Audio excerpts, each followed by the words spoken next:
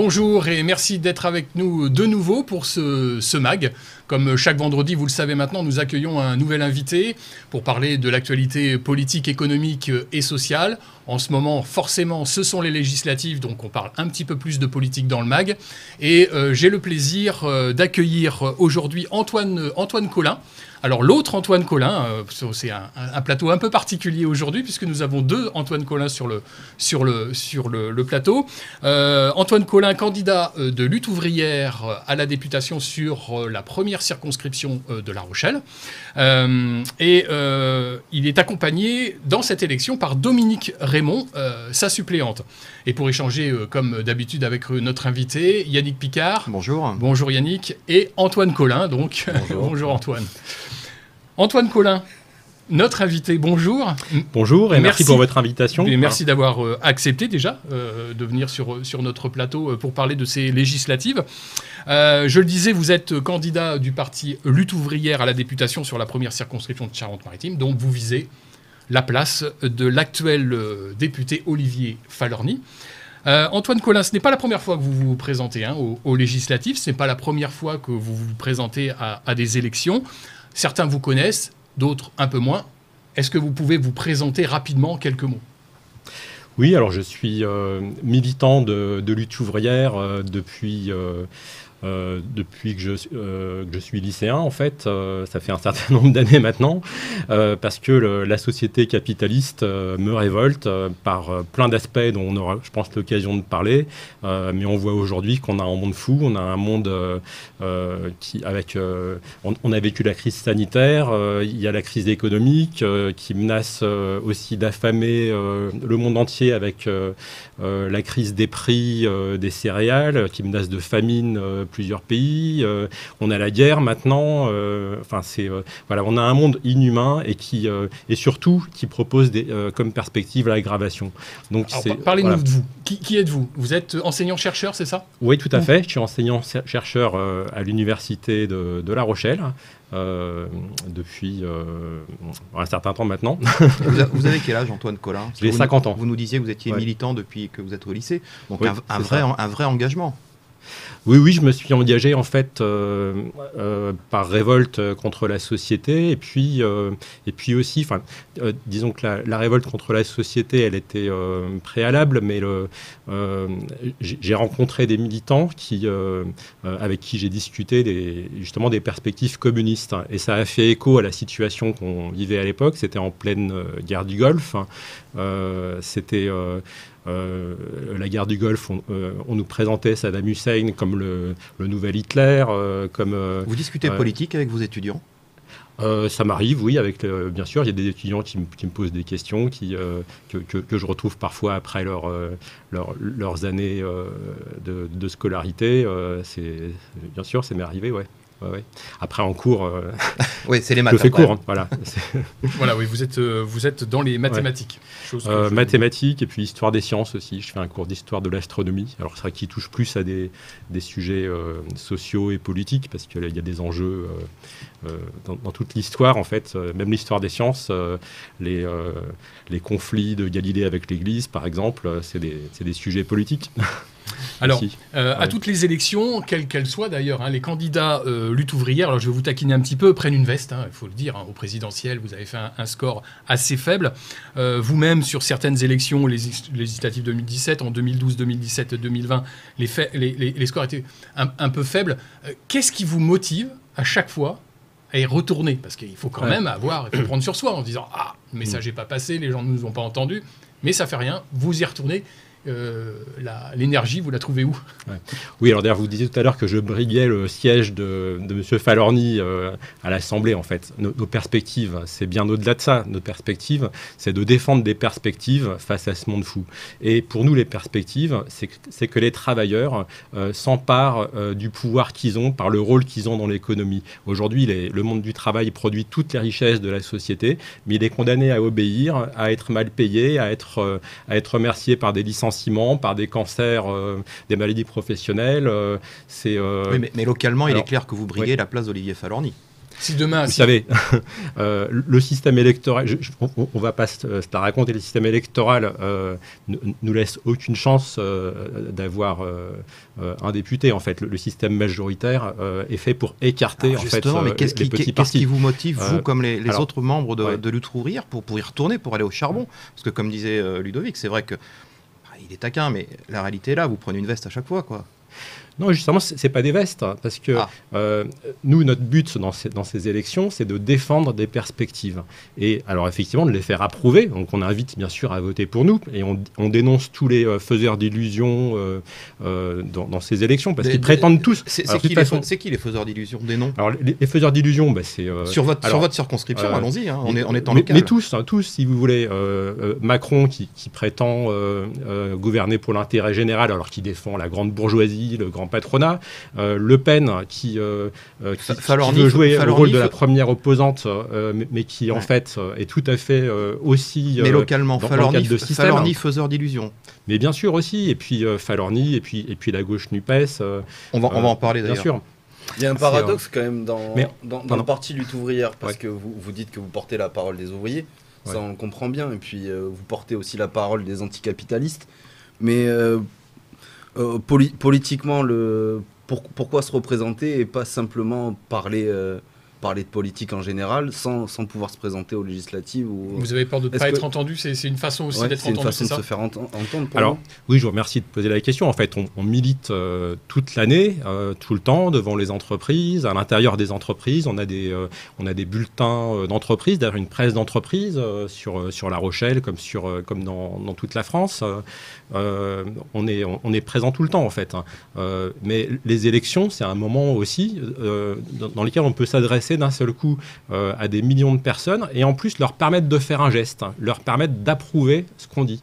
Alors pour le moment, effectivement, il y a un nombre réduit de personnes, mais c'était quand même 200 000 personnes, si on ne compte pas en pourcentage, si on compte en nombre de personnes. C'est 200 000 personnes qui ont eu la conscience d'approuver ce que disait Nathalie Arthaud, alors qu'effectivement, elle n'avait aucune chance d'être élue, mais qui ont tenu à affirmer ça. Et pour nous, c'est un gage pour l'avenir, parce qu'on va se prendre des coups. Hein. Les travailleurs vont continuer à se prendre des coups, et c'est même les menaces de guerre. C'est un monde dangereux dans lequel on vit et qui va continuer à s'aggraver. Et le système capitaliste nous permettra pas de nous défendre. Il n'y a aucun ni Macron, encore moins Le Pen, ni justement les faiseurs d'illusions de gauche, hein, parce qu'en fait, le vrai pouvoir, il n'est pas à l'Assemblée. Le vrai pouvoir, c'est pas non plus Macron. Le vrai pouvoir, c'est les milliardaires qui l'ont entre les mains. C'est ceux qui décident de fermeture d'entreprise, de licenciement. D'un côté aussi, il y a le fait que, vous l'avez dit, vous êtes militant depuis que vous êtes lycéen.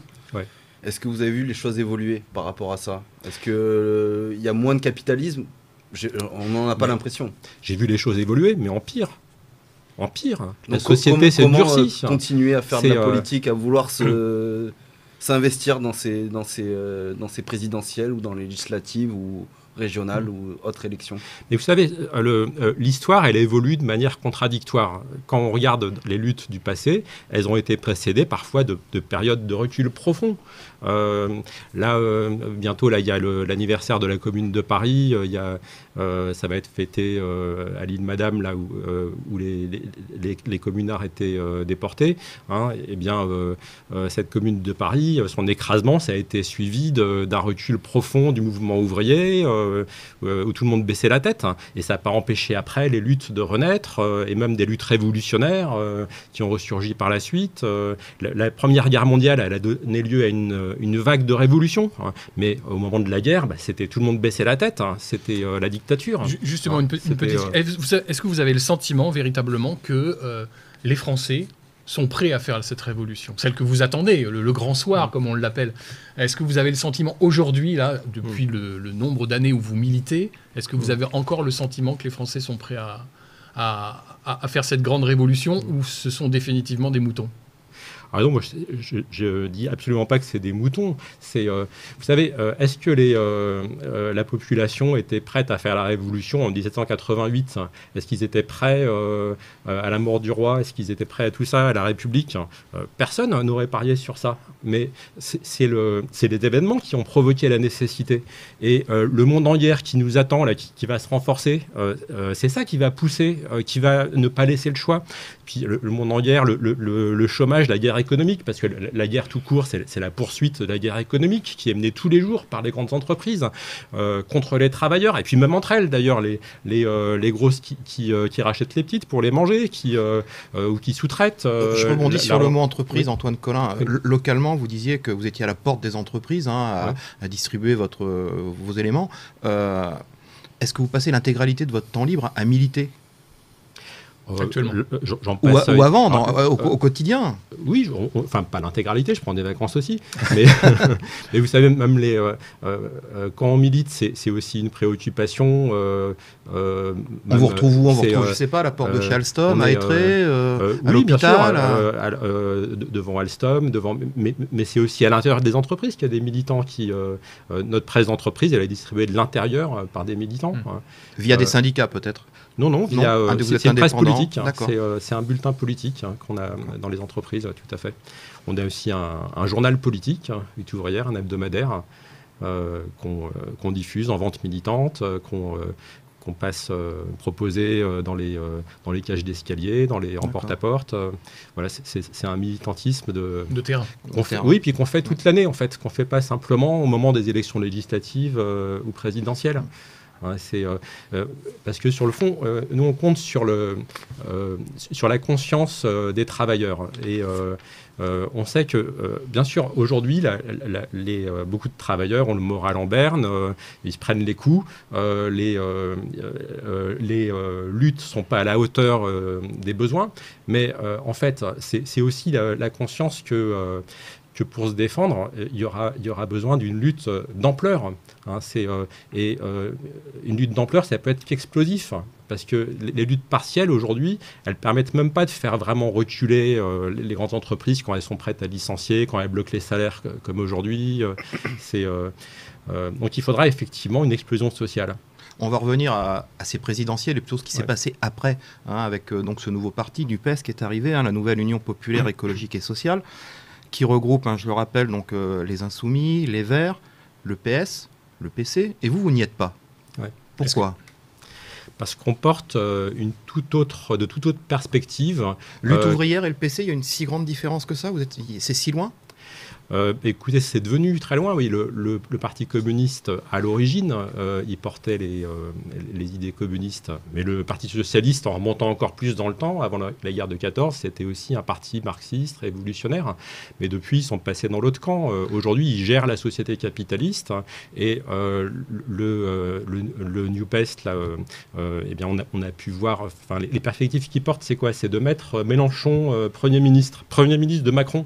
Enfin, c'est déconnant.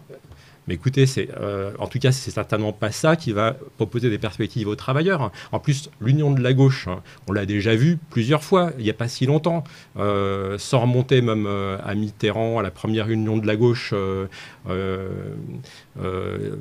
Ça avait quand même conduit à Chirac au pouvoir en 86, et puis en 86 à Le Pen pour la première fois avec 41 députés. Ça s'est décidé à l'échelon national. Et c'était les déceptions qu'ils ont créées dans le monde du travail. Ça s'est décidé à l'échelon national, ce NUPES, oui, mais vous, localement, est-ce que votre téléphone a sonné ? Est-ce qu'il y a quand même un certain nombre de candidats, on va dire, de gauche qui se présentent sur cette première circonscription ? Oui. Est-ce qu'on vous a appelé ? Non, je pense qu'ils me connaissent assez pour savoir qu'ils n'avaient pas besoin de me téléphoner. Ouais. Non, parce que par exemple, vous avez, alors c'est pas votre circonscription, c'est la deuxième circonscription, vous avez Nordine Raymond, qui est issu du NPA, donc relativement plus proche des idées, de vos idées que de LFI. Est-ce qu'il y a eu des conversations entre, par exemple, Nordine Raymond et vous, ou le deuxième, le candidat sur la deuxième circonscription, où il y a une frontière, vous la franchissez pas et chacun reste chez soi? Non, mais comme vous disiez, issu du NPA, effectivement, donc ça veut dire qu'il n'y est plus. Donc c'est effectivement le NPA est plus proche de nous, mais le NUPES défend d'autres perspectives que ça. Hein. Les perspectives qu'il défend, c'est de faire élire des députés.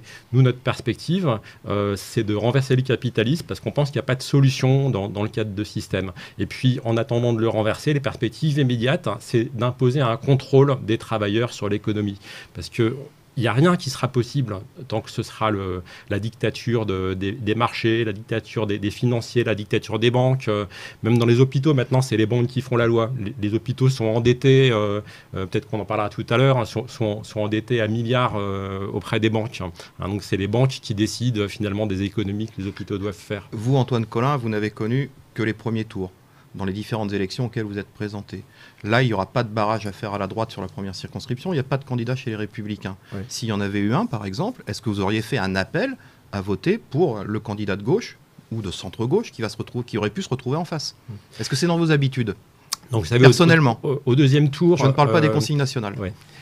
Non, mais il n'y a pas d'ailleurs de différence entre mes habitudes et les consignes nationales, mais nos perspectives, c'est certainement pas de décider qui va gérer la société, qui va avoir le siège de député. Nos perspectives, c'est de défendre des perspectives de lutte au travers de l'élection. Donc au deuxième tour, en général, il n'y a plus de perspectives. Effectivement, les candidats qui défendent le camp des travailleurs sont écartés pour le moment. Hein. Le mot lutte revient souvent, puis c'est aussi l'identification de votre parti. Moi, j'ai quand même un peu le sentiment qu'on pourrait l'associer à un syndicat. C'est une erreur, alors, ça ou on vous trouve souvent dans les manifestations, on voit vos drapeaux. Alors, est-ce qu'on fait fausse route? Alors, c'est différent d'un syndicat, et par contre, c'est une lutte qui complète la lutte syndicale. D'ailleurs, vous vous rapprochez de quel syndicat le plus, alors? Il n'y a pas de syndicat... si vous voulez, les militants de lutte ouvrière, ils sont dans les syndicats les plus combatifs du lieu de travail où ils se trouvent. C'est souvent la CGT, c'est parfois Sud, ça dépend des entreprises. Hein, ils sont dans les syndicats où ils peuvent... rencontrer le plus de travailleurs qui ont envie de s'opposer. C'est quoi ce message que vous faites porter, que vous voulez faire passer à chaque fois? Alors, c'est dans les entreprises, la lutte politique, elle complète la lutte syndicale, si vous voulez. C'est logique de se défendre au quotidien face aux attaques, face aux menaces de licenciement, face aux salaires bloqués alors que les prix s'envolent. Donc ça peut être mené dans un cadre syndical. Mais il ne faut pas perdre de vue que tant que le patronat contrôlera l'économie, tant que les grandes banques, les milliardaires contrôleront tout. En fait, toutes les petites victoires qu'on pourra arracher, et aujourd'hui c'est surtout limiter les reculs plutôt que des victoires, eh bien, ce sera, même s'il y a des victoires, ce sera repris en fait. Hein. Et c'est pour ça qu'au-delà des luttes syndicales, on est porteur de perspectives politiques. Il y a certains sujets, par contre, sur lesquels on ne vous entend jamais. Hein. On peut parler de l'écologie, par exemple, on peut parler de la culture. Si. Qu'est-ce que vous nous dites de la culture? C'est quoi la culture chez Lutte ouvrière? Mais la culture... Qu'est-ce qu'il faut faire? Alors, par exemple, là, il y a la fête de Lutte ouvrière qui va avoir lieu du 27 au 29 mai. Où ça? Alors, c'est à Presles, dans le Val d'Oise. C'est le plus grand rassemblement de l'extrême gauche. Vous serez présent? Oui, j'y serai. C'est une fête qui dure 3 jours. Et il y a une foule d'activités culturelles. Alors, il y a des spectacles, mais il y a aussi plein de manières de s'enrichir culturellement, d'apprendre plein de choses. Il y a un chapiteau scientifique avec plein de débats. Il y a une cité des arts où on apprend d'où viennent les couleurs des peintres. On relie les arts et la technique. Chez Lutte ouvrière, on nationalise la collection de Monsieur Arnaud ou pas? Évidemment, il faudrait que ce soit... Mais bien sûr, c'est extrêmement choquant que ça appartienne à des particuliers qui peuvent décider de rendre accessibles ou non au public. Hein. Mais d'ailleurs, vous avez peut-être entendu sûrement qu'un tableau vient d'être vendu près de 200 millions de dollars. Hein. Mais alors, c'est révoltant à plein de titres. C'est qu'on soit prêt à mettre autant d'argent avec ces 200 millions de dollars, on aurait pu construire 5 hôpitaux. Voilà, c'est ce qui manque à la population. Mais c'est révélateur aussi de la folie de cette économie où en fait des milliardaires ne savent pas quoi faire de leur argent, de leur profit. Ils n'ont pas confiance en leur propre économie en fait. Parce que sinon, ils réinvestiraient cet argent dans l'économie productive. Mais ils voient bien que la population est appauvrie, n'a pas de quoi acheter. Donc pour eux, c'est pas porteur d'investir dans l'économie productive. Et c'est pour ça qu'ils seront à la recherche de placements comme ça pour aussi éviter l'inflation. Donc ils mettent ça dans des tableaux de maître, ils achètent de l'or, etc. Donc l'argent est immobilisé dans des choses improductives, alors qu'il y a pourtant des besoins énormes dans la société. Il faudrait construire, bien sûr, embaucher dans les hôpitaux. On a vu la nécessité avec la crise sanitaire. Il faudrait investir dans la recherche scientifique, dans plein de domaines. On va y venir. Ouais. On va se retenter sur votre campagne. Antoine a une question. Oui, ça tombe bien que vous parliez d'économie de finances. Comment financez-vous votre campagne ? Est-ce que le Parti ouvrier vous aide ou est-ce que c'est vous qui injectez de l'argent à 100% dans votre candidature ? Notre campagne, elle est financée par les militants et par des souscriptions publiques, des souscriptions donc couvertes à la population. Des dons, en fait. Des dons, voilà. On demande aux travailleurs qui sont d'accord avec nos idées de nous aider. Concrètement, la campagne d'Antoine Colin sur ces législatives va coûter combien ? Alors vous êtes fixé quel budget ?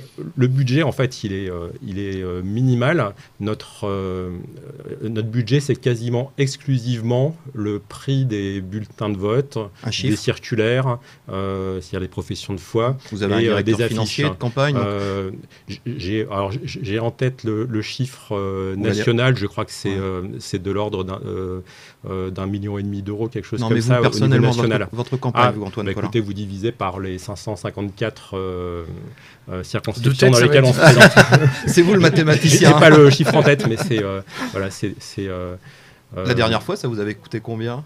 Alors, c'est pas moi personnellement, comme je vous disais, c'est l'ensemble des militants en fait qui collectivement financent la campagne avec les sympathisants. Vous avez un mandataire financier sur votre campagne. Oui, tout à fait. Donc voilà. Donc, je vous dis, le prix, c'est, j'ai pas en tête ce prix-là parce que les téléspectateurs diviseront. Ça a été chiffré au. Oui. Je ne veux pas dire de bêtises de tête, mais voilà.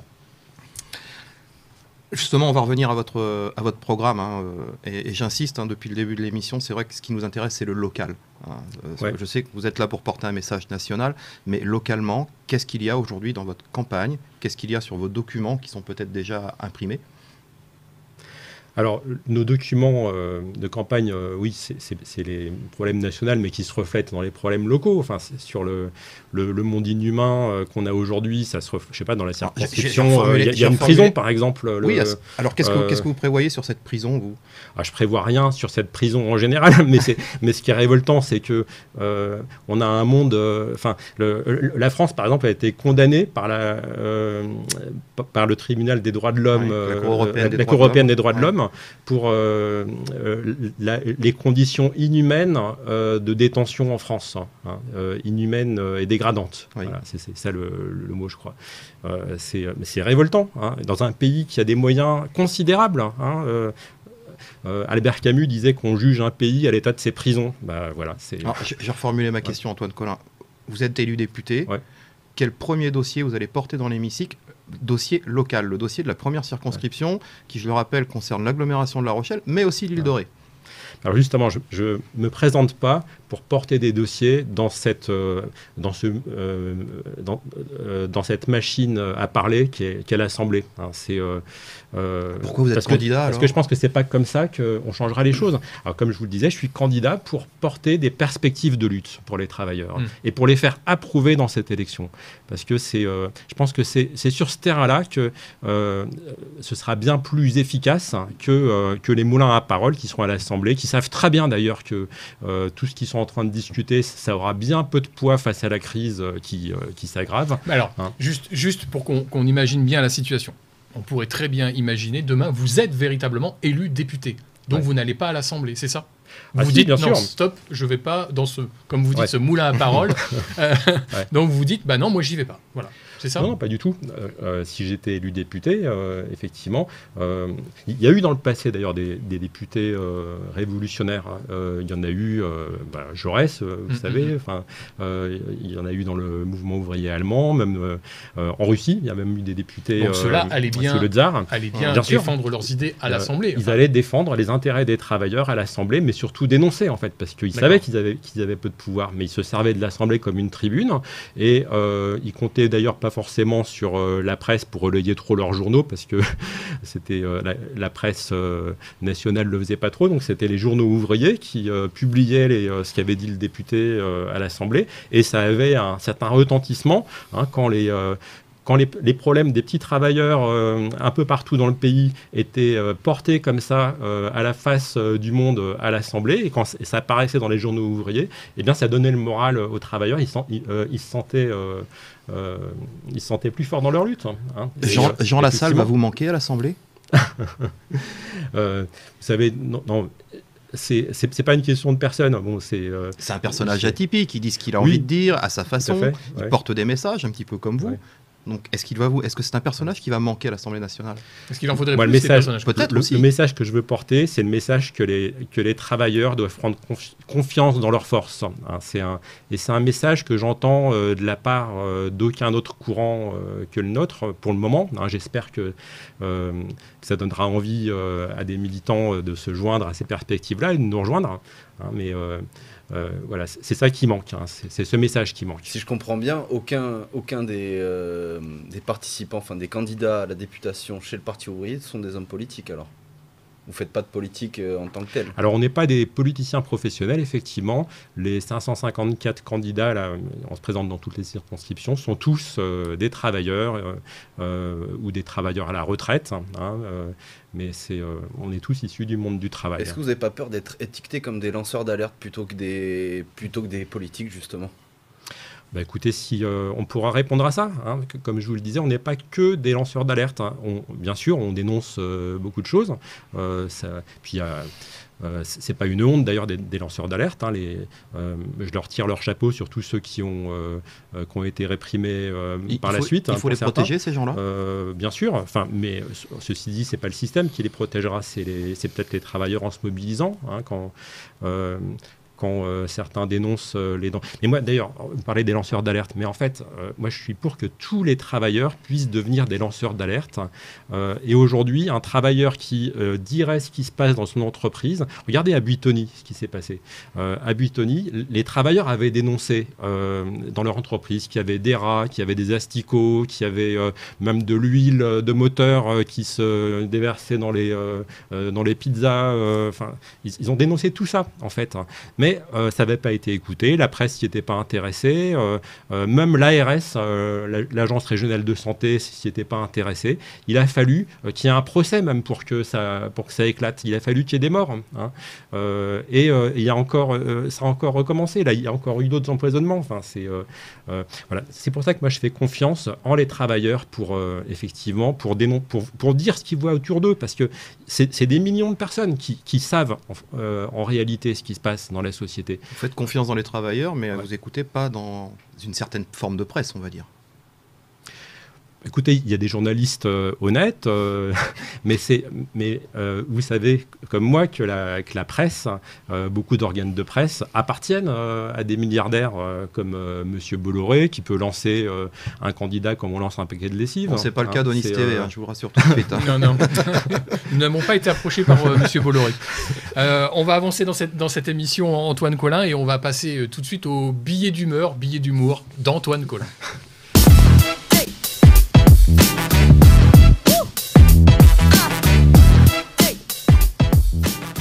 Oyez, oyez, chers camarades, ce message s'adresse à tous les enseignants de France et de Navarre. La révolution a commencé.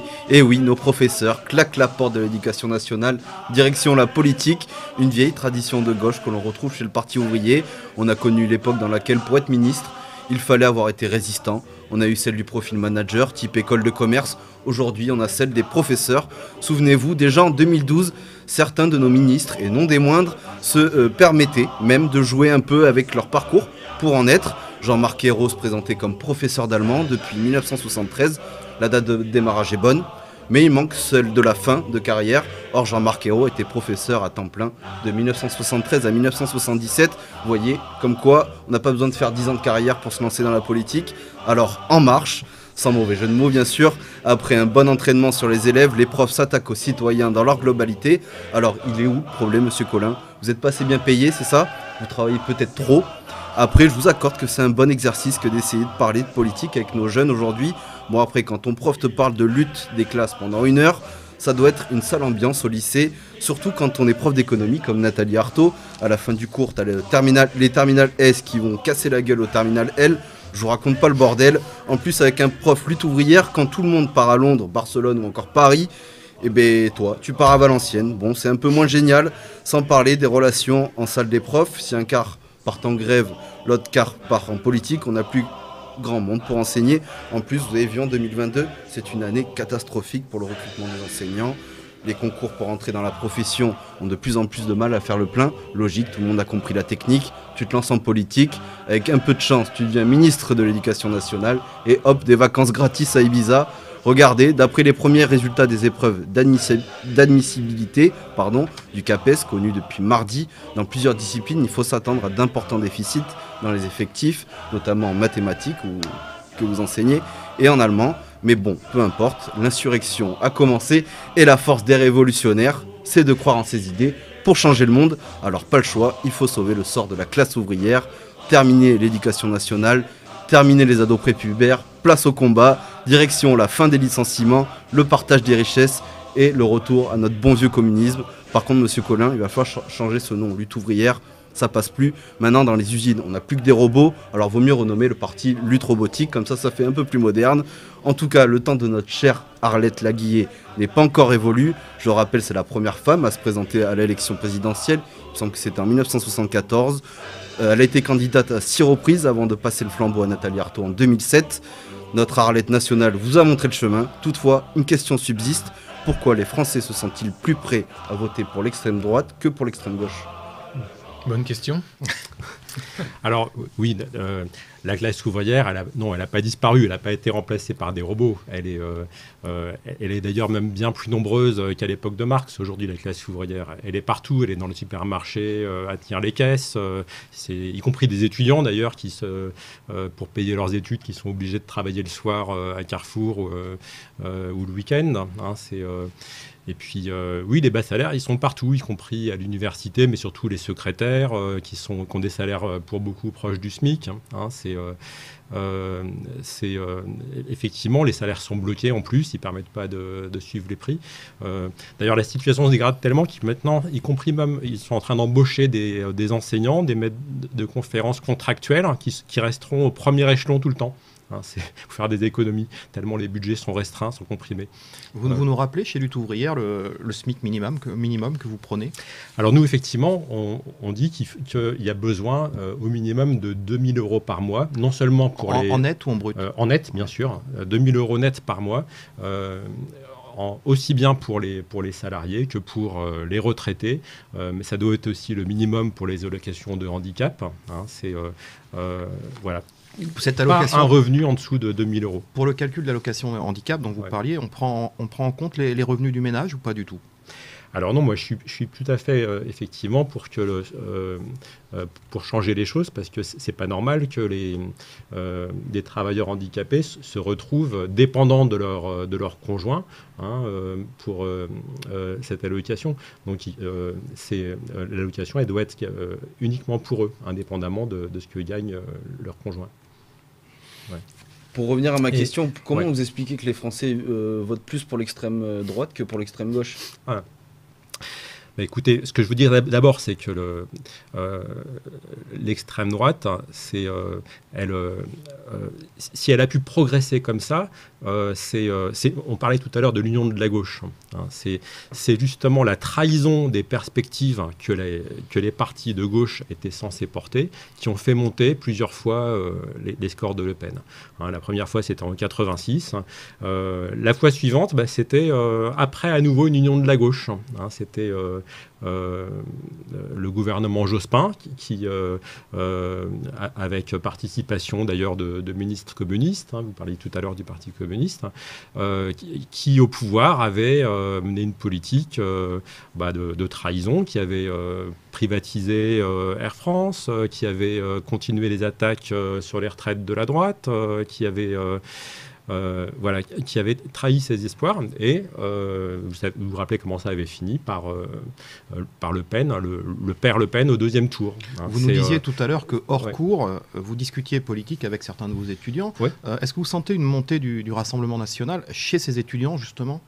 Chez les jeunes ? Alors, certains, effectivement, me racontent qu'autour d'eux, oui, bien sûr, c'est des idées qui se répandent et qui se banalisent. Ça vous fait peur ?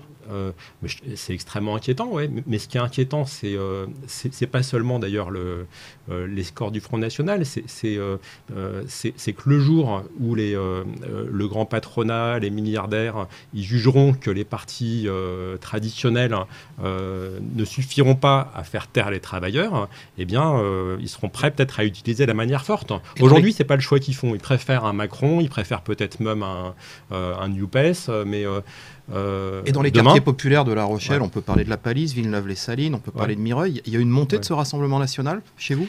Alors, ça fait un certain temps, en fait. Ouais. Là, ça augmente ? Ça a pas été, aux dernières élections, c'est pas là que ça a le plus augmenté. Mais oui, ils ont conservé un certain poids, bien sûr. Et c'est inquiétant, effectivement, qu'il y ait des travailleurs qui étaient assez déboussolés, en fait, par les trahisons des partis ouvriers pour penser que Le Pen puisse les défendre.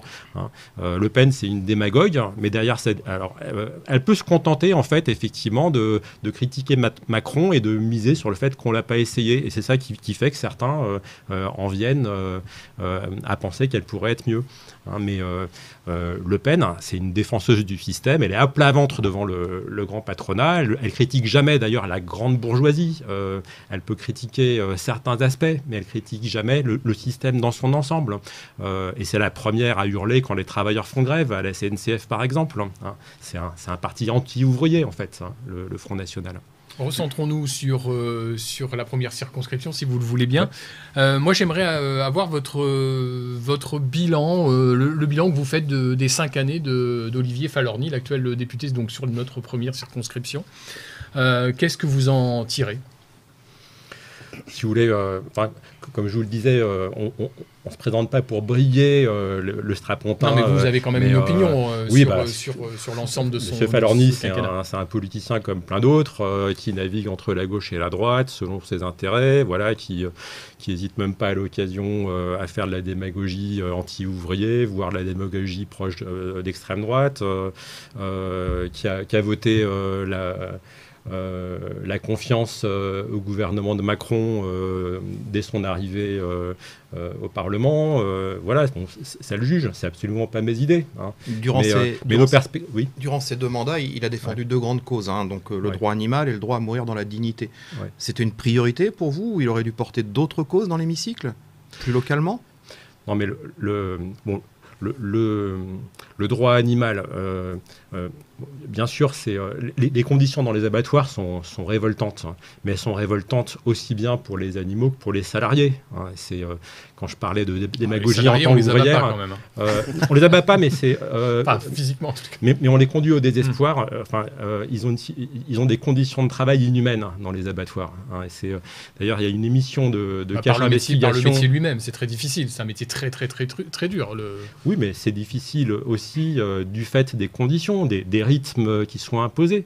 Le même métier, si vous embauchez, si vous ralentissez les rythmes, si vous ralentissez les cadences, si vous diminuez le nombre d'heures de travail, il est moins dur.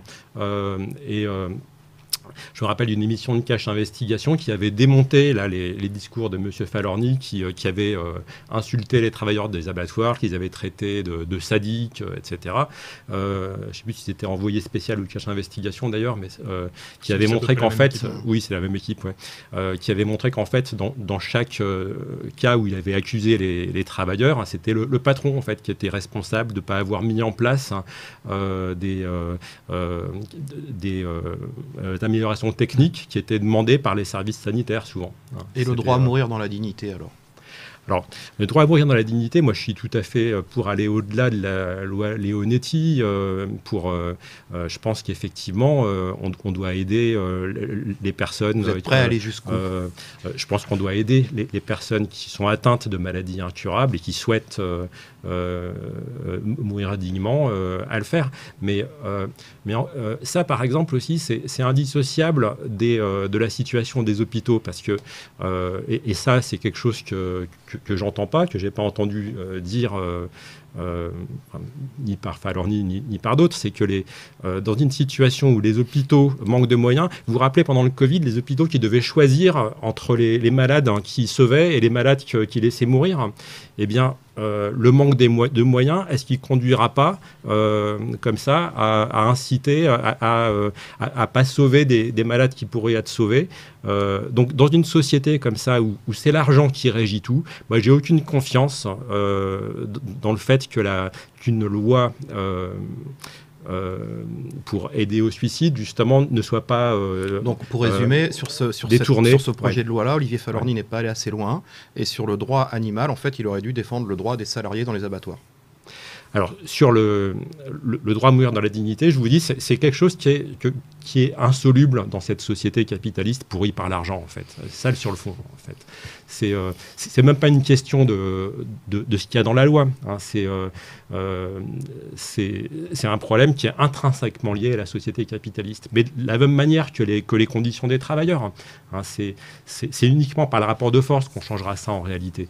Il n'y a aucune loi qui empêchera ça. Et c'est surtout pas, comme disait M. Falorni, en mettant des caméras dans les abattoirs pour surveiller les travailleurs. Antoine, une question sur le tourisme. Oui, sur la première circonscription, oui. Elle est très touristique. Ouais. Est-ce que vous souhaiteriez que l'on se détourne du tourisme pour l'industrialiser un peu plus ou accueillir des sociétés un peu plus importantes, par exemple ? Alors ça, de toute façon, c'est pas nous qui décidons, c'est les patrons qui décident d'où ils vont, de partir. Là, M. Fontaine vient de décider de délocaliser une partie de sa production de bateaux sur Bordeaux, par exemple. Voilà, c'est ni les députés, ni même Macron qui décident de ça. Après, bien sûr qu'il y aurait besoin de produire plein de choses qui manquent. Il y aurait besoin de produire, par exemple, des trains, de développer les transports. Hein, là, quand on refait des lignes de train, même quand il parle, Macron se vante d'avoir rénové quelques petites lignes. On l'a vu avec l'exemple de la ligne La Rochelle-Nantes, c'est pour remplacer les 2 voies par une voie unique. Donc là, on est directement concerné à Maran. Oui, tout à fait. Ouais. Vous avez suivi ce dossier un petit peu ?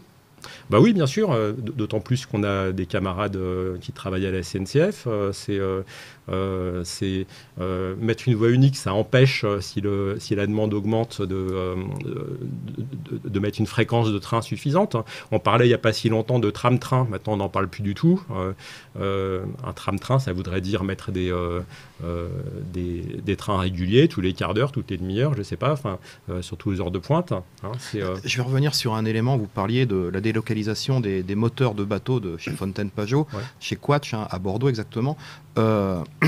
Vous avez des antennes un petit peu partout dans les entreprises, vous nous avez expliqué ça tout à l'heure. Est-ce que vous avez eu des réactions des salariés de chez Fontaine-Pajot par rapport à ça ? Alors là, ça vient juste de tomber. Est-ce que vous allez y être attentif alors ? Oui, bien sûr.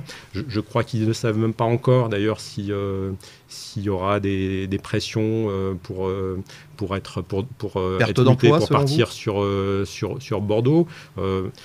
Ça, j'en sais rien, mais on sera attentif à ça, bien sûr. En tout cas, ce que je sais, c'est que les entreprises, elles sont prêtes à faire pression. Là, on a eu l'exemple, par exemple, avec la CEMAT. On a appris qu'il y a des emplois qui vont être délocalisés du nord vers La Rochelle. Et on va obliger les salariés à partir sous menace de perte de leur emploi, de quitter le nord pour venir à La Rochelle, à la CEMAT. Et c'est révoltant. En fait, cette société, on est en démocratie, mais c'est la dictature de ceux qui ont l'argent. C'est la dictature du patronat. Vous voudrez changer aussi le fonctionnement au sein des entreprises ? Que les salariés aient plus de pouvoir, plus de pouvoir de décision surtout ?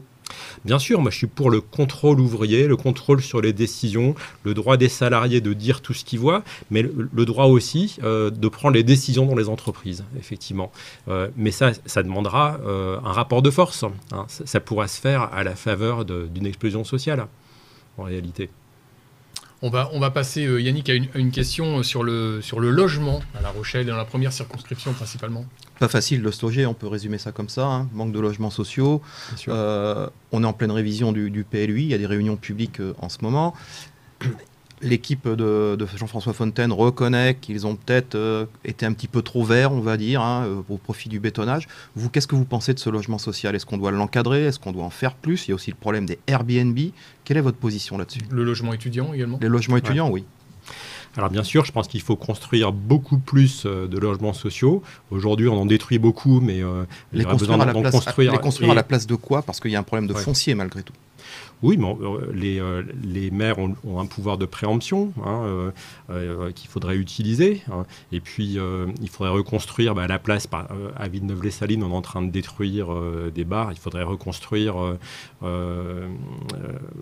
la place et puis avec plus de logements. Hein. Mais effectivement, vous parliez aussi des Airbnb. Oui, et puis et de la hausse du coup pour les loyers dans le privé. Il faut plafonner ces loyers. On est sur une zone en tension déjà. Bien sûr, et puis vous savez, si on construisait déjà plus de logements sociaux et puis de bonne qualité, pas des logements où on entend ses voisins parce que le béton c'est très sonore, des logements bien isolés, s'il y avait des logements de qualité et pas cher, ça ferait y compris baisser les loyers dans le secteur privé. Est-ce qu'il faut prendre la main sur les... S'il n'y avait pas la pression par le manque de logements. Est-ce qu'il faut prendre la main sur les logements qui ne sont pas loués justement? Est-ce que le public... Mais une manière de prendre la main, ce serait qu'il y ait suffisamment de logements sociaux à bon marché, ce qui n'est pas le cas pour le moment. Et de bonne qualité. Et par simplement les lois du marché, ça ferait s'effondrer les loyers et les prix de l'immobilier dans le secteur privé. Et il y a besoin effectivement de logements étudiants. Là, c'est indigne. Il y a des étudiants qui sont obligés tous les ans de renoncer à leurs études à La Rochelle parce qu'ils ne trouvent pas de logement. Il y a, je crois, le Crous, c'est 1000 logements pour 8000 étudiants, sans compter les écoles. 8000 étudiants rien que sur l'université. Oui, avec des résidences qui sont assez vétustes généralement. En plus, ouais. Et puis certaines qui sont chères en plus. Selon les résidences, c'est différents niveaux de prix. Les plus vétustes sont un peu moins chers, mais ça reste cher quand même. Effectivement. Alors, donc, juste pour éclairer un petit peu ceux qui nous regardent, il y a une étude qui a été faite par l'étudiant.fr qui est sortie il y a quelques temps. Donc les étudiants rochelais sont 13% de plus que l'année passée. Hein, donc on a de plus en plus d'étudiants. Et le loyer moyen d'un studio à La Rochelle, de 494, enfin disons 500 €. Ce qui est plus cher qu'à Nantes, Rennes, Lille et Strasbourg. C'est quand même assez phénoménal. Donc la question, c'est effectivement, doit-on légiférer à ce moment-là sur le logement étudiant et permettre et obliger quelque part les propriétaires à louer à bas coût pour les étudiants. Et là, forcément, ça ferait baisser le prix général, on va dire. Oui, alors effectivement, c'est pas seulement les étudiants, c'est les familles ouvrières qui n'arrivent pas à se loger, qui sont obligées de se loger à 10, 20, 30 km de La Rochelle à cause du prix du foncier, du coût des loyers sur La Rochelle. Et ce qui fait augmenter aussi le prix du foncier à 10, 20 ou 30 km, hein, parce que comme il y a une demande qui est forte... Exactement. Donc ça veut dire que même là, ils ne sont pas à l'abri effectivement, de l'augmentation des coûts. Et puis ils sont du coup prisonniers après de l'augmentation du prix de l'essence. Hein. C'est le fuel, le gasoil qui a augmenté de 40% depuis le début du confinement. Ça s'ajoute au fuel domestique qui a augmenté de 60%, alors que les salaires sont bloqués. Sont bloqués depuis des années. Dans la fonction publique, ça augmente pas non plus. Pour beaucoup, c'est du coup devoir choisir entre payer son chauffage, payer ses factures ou se nourrir correctement. C'est indigne. Donc c'est effectivement à ça que ça conduit l'augmentation des loyers. Et la solution face à ça, c'est effectivement de construire dans le logement social à bon marché. Mais ça demanderait des moyens. Et les moyens, ils existent. Aujourd'hui, les seules entreprises du CAC 40, elles ont annoncé 160 milliards de profits 160 milliards de profits, on peut compter combien on peut compter de logements avec ça. On avait chiffré qu'on peut construire 5000 hôpitaux avec ça. On peut embaucher 4 millions de personnes avec ça, parce qu'il y a aussi le problème du chômage. Hein, mais en résumé, sur les maires de votre circonscription, vous les inviteriez à faire vous les obligeriez peut-être à faire de la préemption. Bien sûr. Parce c'est bien beau d'avoir l'argent pour construire, mais si on n'a pas les terrains... Enfin, je les obligerais. Vous savez, c'est pas dans les attributions d'un député. On ne se présente pas pour gérer une circonscription. Oui, mais vous légiférez quand même à terme. Oui, les députés, ils votent les lois, mais c'est...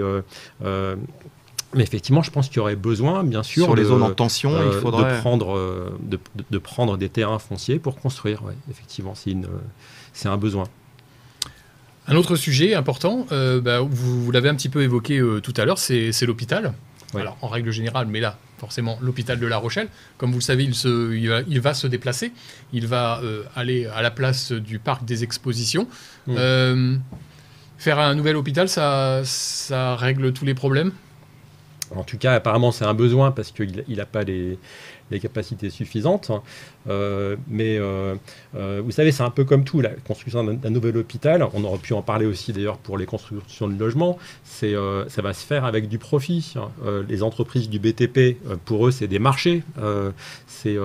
Donc, en fait, ça demanderait qu'il y ait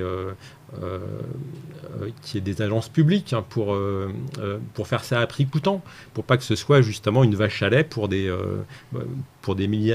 milliardaires du BTP pour se faire de l'argent sur le dos des hôpitaux et pour encore accroître la dette des hôpitaux.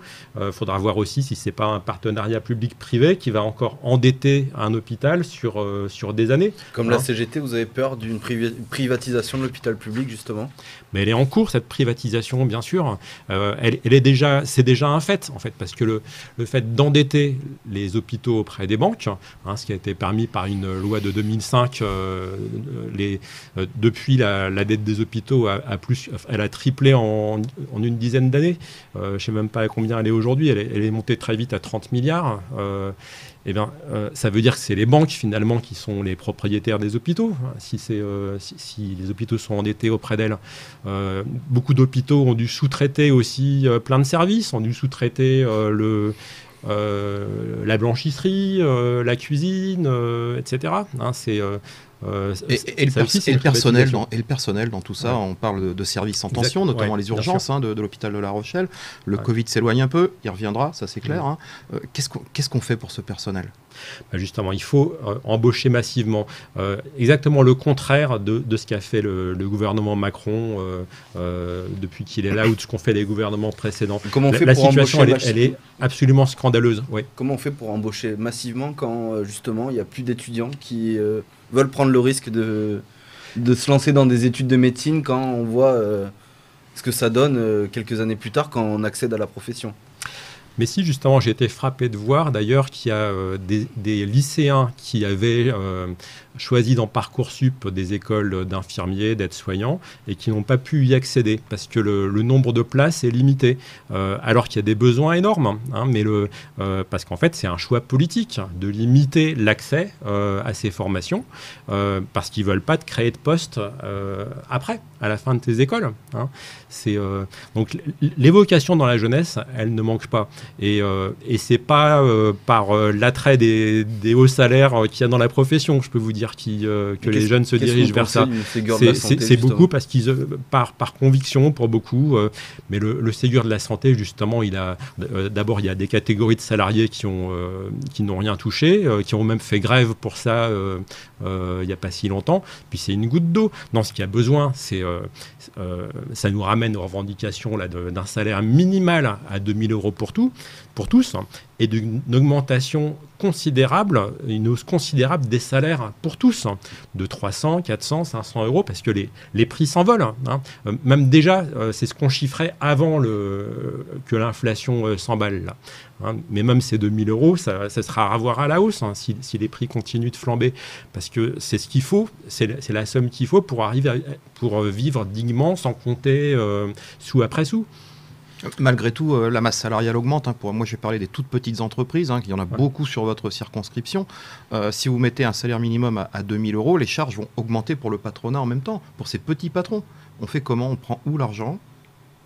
Alors vous savez, ce n'est pas les petites entreprises qui payent le plus mal leurs salariés. Hein. Non, mais forcément qu'il y en a Carrefour, ils payent les caissières au SMIC. Non, mais je parle de toutes petites PME, hein, c'est-à-dire entre 1 et 10 salariés. Ils ont des salaires certainement à hauteur du SMIC. Comment on fait quand on bascule à 2000 € avec les charges qui vont avec pour le patron ? Mais justement, enfin, voilà, je vous disais que les bas salaires, ça concerne d'abord souvent les grandes entreprises. Il y a bien des petits artisans qui payent mieux que ça leurs ouvriers, et puis qui eux-mêmes ont un salaire proche de celui de leurs ouvriers. Mais pour vous répondre aussi, eh bien, ces petites entreprises, très souvent, elles sont étranglées par des plus grosses. Elles sous-traitent pour des plus grosses. Et les grosses entreprises, les donneuses d'ordre, elles ont le moyen de répercuter leurs coûts. Quand l'inflation fait monter le prix des matières premières, eh bien, elles répercutent ça sur leurs sous-traitants. Elles répercutent ça sur les petites entreprises. Hein. Et c'est ça, en réalité. C'est les lois du marché qui font tout porter sur les plus petits. Alors, d'abord sur le monde du travail, hein, parce que les salariés, eux, ils n'ont pas le moyen de répercuter ça sur quelqu'un d'autre. J'ai vu un reportage là, sur les boulangers qui, face à la hausse du prix de la farine, vont augmenter le prix du pain. Eux, ils peuvent encore faire ça, mais le salarié de la boulangerie, lui, qu'est-ce qu'il peut faire quand les prix augmentent et que son salaire est bloqué? Il n'a pas le moyen de répercuter la hausse des prix. Hein, et ça, pour changer ça, ce sera par la lutte. Aussi bien, et cette lutte, elle unira les intérêts des travailleurs des hôpitaux dont vous parliez, qui auraient besoin effectivement d'une revalorisation considérable de leur salaire, mais comme tous les salariés de tous les secteurs, et y compris les petits artisans, pourraient être solidaires de ces revendications.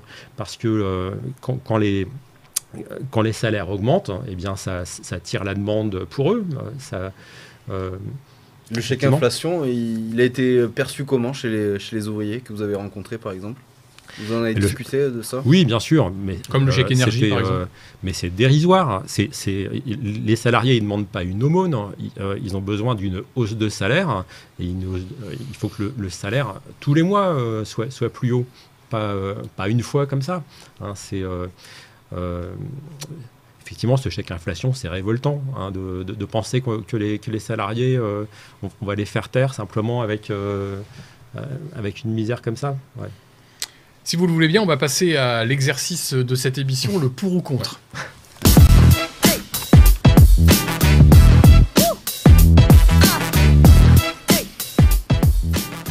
Alors le pour ou contre, les téléspectateurs commencent à connaître cette partie de l'émission. Je vous le rappelle, c'est très simple, on vous pose une question et vous ne pouvez répondre que par pour ou contre. D'accord. Et le débit est relativement soutenu. Yannick. Ouais. Antoine Collin, pour ou contre la gratuité du pont de l'Île de Ré? Pour. Pour ou contre la suppression de la redevance télé? Pour. Ah, vous vous rapprochez de Macron là. Pour ou contre la gratuité des transports publics sur votre circonscription? On va élargir le cercle un peu. Pour ou contre le faire payer par les entreprises. Ouais. Pour ou contre le retour de l'impôt sur la fortune? Tout à fait pour, mais en l'élargissant aux fortunes industrielles. Pour ou contre le vote électronique? On sait qu'il y a un désamour de plus en plus flagrant des électeurs. Est-ce que ça ne pourrait pas faciliter, notamment chez les jeunes? Ça dépend comment ça se fera. J'ai pas trop d'avis. C'est pour et contre, quoi. C'est ça. Alors, pour ou contre le retour à la perpétuité incompressible? Là, on va sur le volet justice et condamnation. Contre. Pour ou contre un quinquennat unique pour les députés? Pourquoi pas Plutôt pour. Pour ou contre la présomption de légitime défense pour les forces de l'ordre? Contre. Antoine. Pour ou contre la régularisation de l'ensemble des sans-papiers qui se trouvent sur le territoire français? Absolument pour. Pour ou contre la défiscalisation des heures supplémentaires? Contre. Pour ou contre la prise en compte des votes blancs aux élections? Ils le sont déjà. Ça se discute. Pour ou contre la possibilité de donner aux étrangers de voter aux élections présidentielles ou législatives? Pour. Vous voulez revenir sur un pour ou contre? Non? Sur un peu tout, si vous voulez, oui. Enfin, bien sûr que je suis pour que les travailleurs, quelle que soit leur origine, leur nationalité, puissent voter. Hein. Les travailleurs étrangers, les travailleurs immigrés, ils payent leurs impôts en France, et puis ils n'auraient pas le droit de donner leur avis. Hein. Alors bien sûr, l'élection, c'est pas ça qui changera leur sort, mais c'est au moins le moyen de donner son avis. Et effectivement,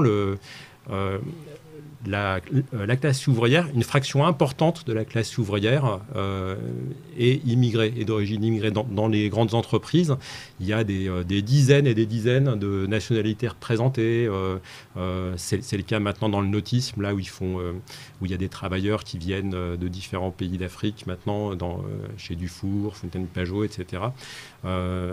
Oui, mais c'est des travailleurs privés, effectivement, de voix aux élections. Ça réduit le poids électoral de la classe ouvrière. On arrive au terme de cette émission, Antoine Collin. Ouais. Comme je vous le disais, hors émission, on vous offre 2 minutes, un temps de parole de 2 minutes, sur le sujet que vous souhaitez évoquer, soit revenir sur un sujet qu'on a déjà évoqué dans l'émission, soit nous faire profiter d'un tout nouveau. Voilà, c'est à vous, vous avez carte blanche pendant 2 minutes. D'accord, je vous remercie. Écoutez, si je pourrais revenir sur le contrôle qui est nécessaire, le contrôle par les travailleurs de l'économie, parce que je pense que c'est l'idée la plus importante qu'on veut porter. C'est ça qui rendra possible tout le reste. C'est ça qui rendra possible d'augmenter les salaires en prenant sur les profits. Hein, c'est de savoir justement combien d'argent il y a dans les profits. On a quelques chiffres comme ça, les 160 milliards des profits du CAC 40 dont on parlait, mais les profits se nichent bien ailleurs encore. Hein, et c'est ça qui rendra possible aussi d'en finir avec le chômage, en répartissant le travail entre tous. Aujourd'hui, il y a 5,5 millions de chômeurs, d'après les chiffres de Pôle emploi. Vous connaissez les chiffres du chômage sur votre circonscription ? Je crois que c'est 7,5%. Hein, c'est énorme. Hein, et pourtant, ça a baissé. Hein. On entend les politiciens effectivement se réjouir parce que ça a baissé, c'est magnifique, etc. Mais c'est révoltant qu'il reste à ce niveau-là. C'est quand même ça le problème. Hein, Donc vous disiez plus de contrôle des travailleurs sur en fait l'outil industriel, l'outil de travail, en fait, c'est ça ? Sur les décisions dans la société, sur l'ensemble des décisions dans la société. Là, on a vu le scandale, enfin, on parlait tout à l'heure de Buitoni, là, mais il y a aussi le scandale d'Orpea, où on a vu comment Orpea ou leur concurrent là, on n'a pas les noms, avait une double comptabilité, hein, et l'ARS fermait les yeux avec indulgence là-dessus. Enfin, ils cherchaient pas trop à contrôler, alors que les travailleurs pourraient le dire. Ils sont au courant, les travailleurs, les comptables, etc. Alors justement, ils n'ont pas le droit d'ouvrir leur bouche. Qu'est-ce que vous feriez pour les EHPAD ? C'est un vrai problème aujourd'hui. Trouver une place en EHPAD, peut-être en unité protégée, c'est encore plus compliqué. Et les coûts sont énormes pour les familles. Mais justement, il faudrait construire des EHPAD publics. Il y en a quelques-uns, mais même eux manquent de moyens d'ailleurs. Ouais. Même dans les EHPAD publics, parfois les travailleurs eux-mêmes dénoncent qu'ils se considèrent comme des maltraitants parce qu'ils n'ont pas le temps de s'occuper dignement des personnes. C'est le cas aussi là, des travailleurs du CCAS de La Rochelle là, qui ont fait grève pendant une semaine en dénonçant le fait justement qu'ils n'ont pas le temps de s'occuper des travailleurs handicapés. Il y a un nouveau pôle handicap là, qui a été fait, mais sans les moyens. Ils ont dû faire grève pour se voir promettre des embauches et des moyens pour s'occuper dignement des personnes handicapées. Vous êtes au courant des problèmes de l'EHPAD de Nieul-sur-Mer, qui, je le rappelle, est un EHPAD public et qui a un double problème, un problème financier et un problème humain à l'intérieur, de gestion de personnel. Tout à fait. Et effectivement, ça montre que... Dont la directrice a été recrutée par Monsieur Flamand, le directeur de l'ARS aujourd'hui. Hein. Mais ça montre bien que... Est-ce que vous êtes au courant de cette problématique ? Oui, j'ai entendu effectivement, et que les EHPAD publics, effectivement, s'ils manquent de moyens, eh bien, ils seront dans la même situation que les EHPAD privés. Alors, le scandale qu'il y a en plus dans les EHPAD privés, c'est que c'est une machine à faire du fric. Hein. Ils ont même trouvé un nom, ils appellent ça l'or gris. Voilà, à Nieul-sur-Mer, on s'orienterait peut-être de par la municipalité à une revente de cet EHPAD. Hein. Alors le problème, c'est effectivement de dégager des moyens pour faire fonctionner avec le personnel suffisant ces EHPAD en embauchant massivement. Il y a 5,5 millions de chômeurs, donc ça veut dire qu'on peut former des travailleurs pour mettre, il faut mettre le paquet, il faut mettre les moyens, il faut mettre les milliards qu'il faut en prenant sur les profits des grosses entreprises. Et puis en les faisant fonctionner sans profit. Il ne faut pas que l'argent public, l'argent des ARS, comme c'était le cas, là, comme ça a été révélé dans le scandale des Orpea, aille enrichir les actionnaires de ces grands groupes privés. Merci Antoine Collin, merci d'avoir participé à cette émission. Merci à vous pour l'invitation.